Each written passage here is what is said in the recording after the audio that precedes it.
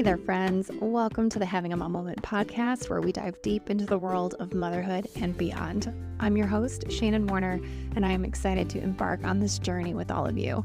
Here's the deal. This podcast is your ultimate sanctuary, your sacred space to hit pause on the chaos of mom life and reconnect with the amazing woman behind the title of mom. Yep, it's all about those precious mom moments because, let's face it, we all need a little more time for ourselves. Am I right? So what can you expect from our time together? Well, picture this. We'll be soaking up wisdom from fellow moms, sharing their stories and triumphs and how they've tapped into alignment on their own motherhood journeys. It's like a mom-to-mom chat over coffee, with a sprinkle of inspiration and a dash of humor thrown in for good measure. We're here to light up your soul, to remind you of your incredible power, and to celebrate the unique spark that makes you, you. Because when we take care of ourselves, we become unstoppable forces for good in the lives of those we love. So join me as we laugh, learn, and rediscover the magic of this crazy ride called motherhood together. Get ready for your weekly dose of connection and encouragement, because around here, we don't just mom.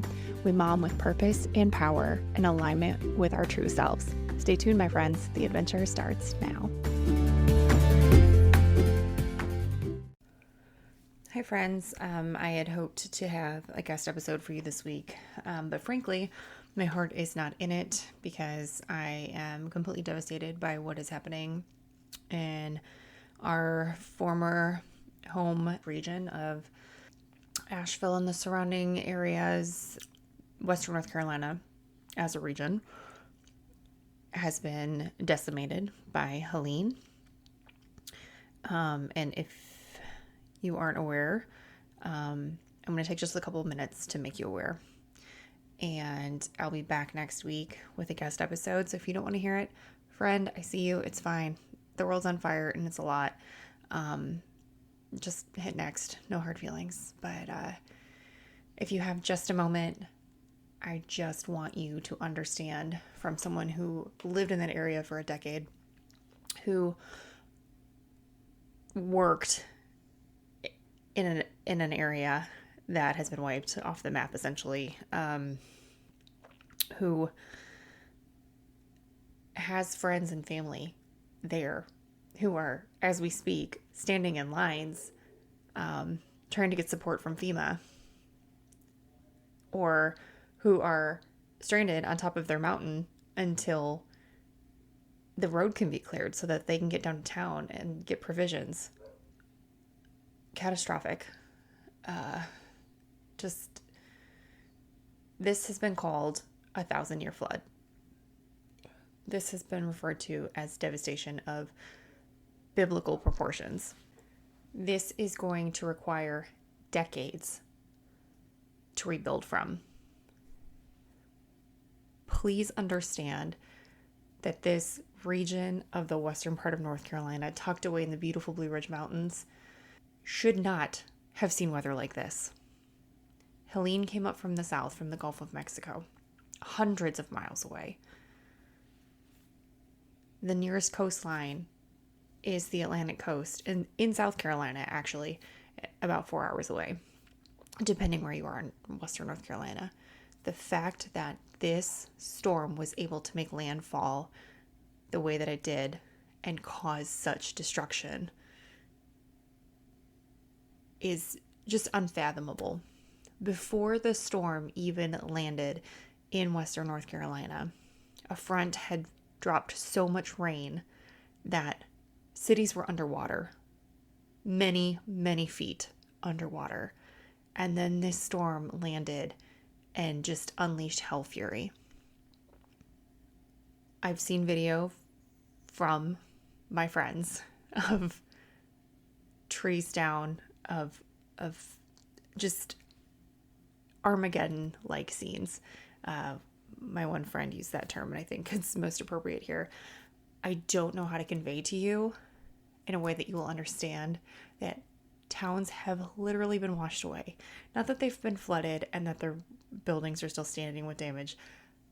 The village of Chimney Rock, which I drove through every single day for over 4 years to work in the town of Lake Lure as a teacher, the buildings from Chimney Rock Village, which is not a big area, have been tousled into the river, broken apart into a million pieces. and washed down into Lake Lure. Lake Lure is clogged with debris.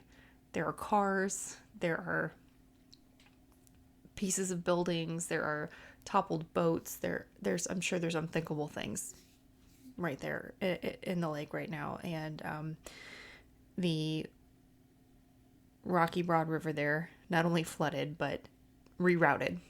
Where the road was, the river now is. I have a friend whose parents had to be airlifted by a helicopter because there was no way for them to get out because the road had been cut off. The bridge into Bat Cave where they live, part of it washed out. The routes in from both directions had been washed out. They watched their neighbors' homes get washed away. They had a landslide come into their home. Thankfully, they're alive. They got out with their pets. They're alive. But this is one example. This is one story. There are thousands of others. Today is Monday, September 30th, and the local stories are starting to come out because cell phones reception just began getting restored yesterday.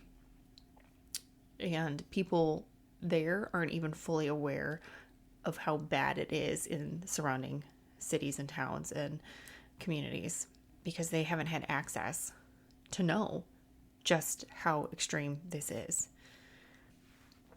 I am beyond words to describe how heartbroken I am about this. It's an area that Ryan and I really, really loved. Our daughter was born there. My grandfather grew up in Rutherford County. My dad is buried in Rutherford County. And those areas fared better than others, but it's just unthinkable. And they are not out of the woods yet. The support has begun rolling into town now that they're not completely cut off. For the first couple days, they were completely cut off. The whole region was cut off. The roads were not passable. But they're going to be rescuing people for a long time. And the death toll is going to rise. There are people missing that they don't know if they're alive. The death toll as of this morning in Buncombe and neighboring Henderson County was at 35. And that number is going to go up. And that number is going to continue to go up because there are people trapped who are running out of resources. There are people trapped who need oxygen. There are people trapped who need insulin. There are pregnant women trapped. There are babies trapped who, even if their home has survived, they have no means to leave. They are cut off from the rest of the world. So this is not going to end soon. This is going to be devastating for years for this area. The geography is permanently changed in some of these areas. People are going to have to leave because there's nothing left. And there's looting. There are reports of people having guns pulled on them at the gas stations because people are scared and people are desperate. And there are a lot of very under-resourced people in Western North Carolina. And I cannot imagine how terrifying it must be to have this be your reality. So, would you please do me a favor? If you have the resources, I've left a link in the show notes of reputable organizations based in North Carolina, in Western North Carolina specifically, and vetted GoFundMes for people, most of which I know personally, have started these opportunities to help support the cleanup in the aftermath of Helene. And this will not be over in a couple of weeks, friends. So if you have the means, even if it's $20, if you can support and continue to support, it's going to be so deeply meaningful to those people who are going to have to attempt to rebuild. At this time, there is spotty cell phone service there. Certainly no internet. Most people are without power. and it's going to be weeks for it to be restored. And the city of Asheville is without water, and they think it's going to take up to a month, if not more, to repair and restore water in the city. This is dire. This is Katrina level devastation.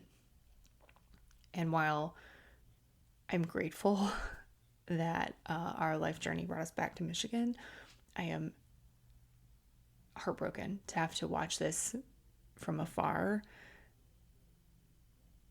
and have so many people that I care about be suffering, and who will be suffering for a while. And I feel like I can't do anything, but I do have this. And please, if you have anything that you can give, there are lots of opportunities. If you know of something else that you feel strongly, another organization that you feel more strongly about, and you know that they're doing work in Western North Carolina, please feel free to donate there. But if you want to help and you don't know how, like I said, that list is in the show notes. And if by chance any of you from Western North Carolina are listening, we are here for you. We are thinking about you. We are lifting you up. We are devastated by what you're going through. And we're sending you so much love. And if and when you hear this, if there's any way that I can use this platform to support you, or any of this audience can support you, say the word, please. Again, that link is in the show notes. Anything helps. Anything at all. Sending lots of love to all of you. Take care of your people.